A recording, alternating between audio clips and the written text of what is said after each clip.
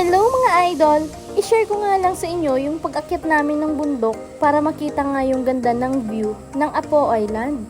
Bali, ito na nga yung dadaanan nyo bago nga kayo makapunta sa taas. Bali nga, hindi na nga ako nagdalawang isip na puntahan yan kasi nga, minsan nga lang to, kahit nga mapagod o mainit yan, ay talagang go lang para naman masulit yung pagpunta namin dyan. Tingnan nyo naman yung mukha ko, talagang halatang pagod na at talagang init na init. At kung yan nakikita nyo yan na nga mismo yung aakyatin nyo bago nyo makita yung view. Kaya talagang mauubos yung lakas nyo. Kaya kung pupunta kayo dyan ay talagang dapat mag-ready kayo ng lakas. Diyos ko po. Kita sa bundok. Ay! Grabe. Buwis buhay. Para sa view. Taas.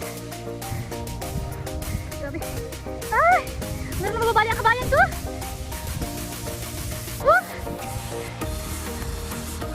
Ay, nasa baba pa.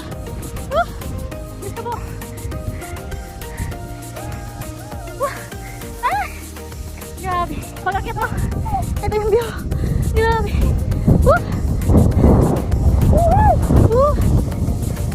Grabe. Solid. Solid ang pagal.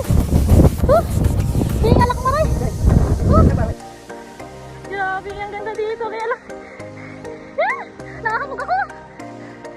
Grabe, solid. Tingnan yan ah. Grabe. Ang ganda. Natatakot ako. Tingnan nyo, grabe, sobrang taas. Dito tayo sa pinakabang sa bundok. Grabe. Natakot nga ako dyan kasi feeling ko nga talagang malalaglag ako kasi nga talagang sobrang taas, pero for the go lang, para talaga masulit. Grabe, tutong ka man talaga digdiyo. Tutong ako digdi, grabing init. Okay lang, minsan lang to, once in a lifetime lang to, kaya sulit na natin kahit mainit. Dapat nga akit dito, naka-jogging pants ka. Talagang grabe. Natatakot ako, grabe. Tingnan nyo naman yun, oh. Pag nadulas ka dyan, laglag ka dyan, gulong-gulong ka dyan. Kaya landahan lang dapat. Tingnan naman, oh, kung gaano kaganda. Talagang solid. Ayun sila.